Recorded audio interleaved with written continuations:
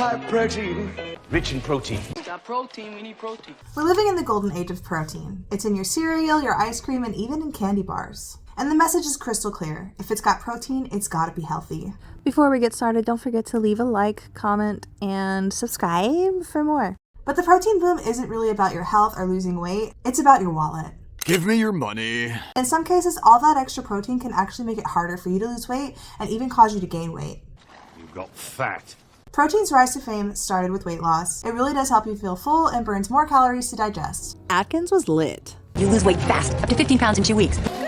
The average American eats 158 pounds of sugars and other sweeteners per year. That's twice as much as our grandparents used to eat. Is it time to cut back on these processed carbs? Bye. Atkins. Join the low-carb revolution. After weight loss, the muscle building crowd amplified it. Gentlemen, Craze! looking large. Hey, you want the rest of my power bar? No, I got a nitro bar. How about an energy bar? No, I got a muscle triplicator bar. Okay. More protein equals more muscle. Once protein got its halo, companies started to pounce. They started adding protein powder to processed foods and slapping a plus protein on it, deeming it healthy. Why does Special K have 10 grams of protein?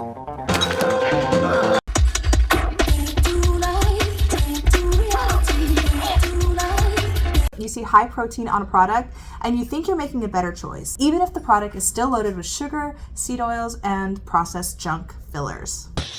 A lot of junk. Protein chips, protein ice cream, protein cookies. The label makes them feel guilt-free, and even better for the industry, they can charge you a premium for it. Let's take a look at the Skippy protein. You get 10 grams of protein per 2 tablespoons with the Skippy protein, but with the regular Skippy, you get 7 grams of protein. But you're going to pay almost $1 more for 3 grams extra protein. Just protein powder added to peanut butter? I mean, I know it's not a premium, but is it worth almost $1 for just 3 grams of protein?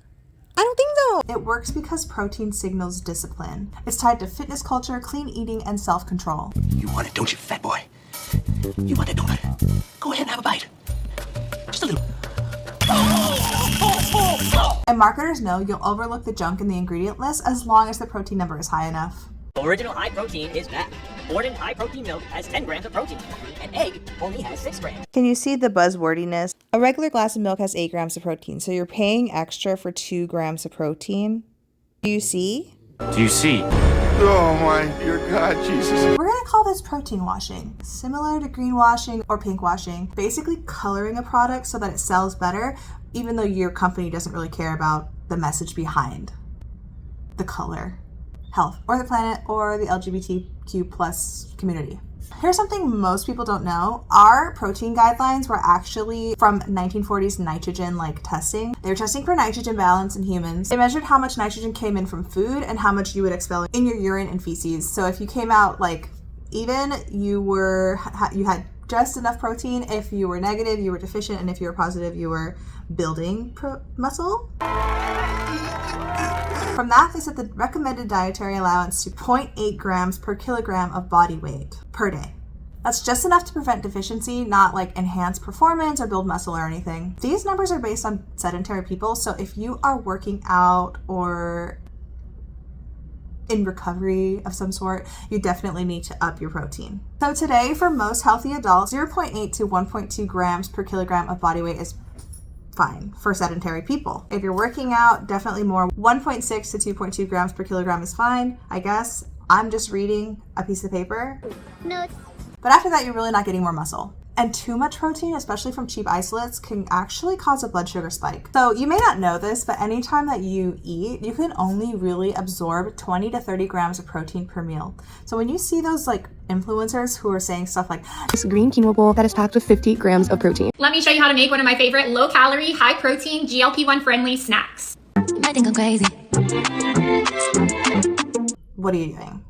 You're wasting protein. You're wasting dietary protein, you're pooping out that protein, and you're also spiking your blood sugar. You see, protein isn't like carbs or fat. Your body doesn't have a storage tank for it. Once your survival needs are met and your muscle repair needs are met, the excess amino acids are broken down in the liver. The nitrogen part is removed and excreted, and the remaining carbon skeletons can be burned right away via the Krebs cycle. Or they'll be converted into glucose via gluconeogenesis, which is your body's way of making sugar from non-carb sources. Imagine this, you are already an obese sedentary person, you've been told to prioritize protein, you reach for protein bars, you get 2 grams per kilogram of body weight a day, and you think you're doing something right, but instead you actually start gaining weight. And that's not muscle, baby.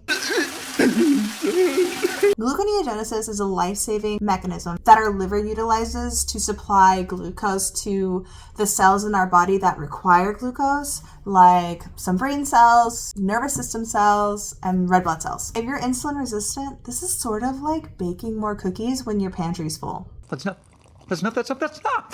Okay, no more science. Back to talking about how added protein is just a veil of deceit disguising its potential health risks under a health halo. This is a pattern that we keep repeating. We've done this before. Low fat in the 80s led to more sugar and obesity. Gluten-free just turned into ultra-processed starch bombs. And keto has kind of started to turn into an excuse to eat really low-quality fats and processed bars. Now we are in the high-protein era. And if history is any guide, the crash is coming. Plus protein. Is it really healthy or just a clever marketing buzzword? We take a good idea, profit on the buzzword, and then eat that buzzword in processed form until it hurts us. So if high protein isn't our ticket to health, what should you do instead? Prioritize protein sources that come naturally packaged with nutrients that your body actually needs. Meat gives you iron, vitamin B, zinc. Fish offers omega-3 fats for your brain and heart. And eggs bring choline and fat-soluble vitamins. With whole foods, you're not just like providing proteins, you're actually getting the nutrients that your body needs to help you utilize the proteins that you're eating. And the great thing too, try to overdo protein from natural sources. You would get so full so fast. I think if you lift heavy or play sports, you definitely should prioritize protein to protect muscle. If you're mostly sedentary like me or insulin resistant like me, you may do better with moderate protein or even low protein. Why would you say something so controversial yet so brave? And focus more on quality fats. I've been experimenting with a very high fat, very low carb, very low protein protocol. The last couple weeks, I'm already down 10 pounds and I'm feeling amazing. This protocol I'm doing is utilizing FGF21 and ketosis. I have a video about that and I'm going to link it below. Keep in mind, your daily requirements of protein changes with like your body composition, your age, your desired body composition, not what's trending online, and not what the package tells you. Here's the rule of thumb. If a food has to tell you that it's healthy, it's probably not. When you take a bite out of a steak, it doesn't have a badge of protein on there. When you catch a fish, your fish isn't telling you, hey, I'm high protein. Whole foods speak for themselves. Processed foods have to yell. Now, there's nothing wrong with a protein shake after a hard workout. Protein shake, drink up. Or a protein bar if you're extremely busy or you're traveling. I'm super busy, so eat. But when it comes to your daily breakfast, a snack, a dessert, you are not eating a high protein diet, you're eating a high processed diet. We're in a protein bubble, just like we were at the fat-free craze, and bubbles always burst. Real health isn't in the buzzword, it's in understanding what your body needs. Now, do I think we need all this protein? I don't think we need all this protein. We do need protein, just not as much as you think. Don't let the labels decide for you.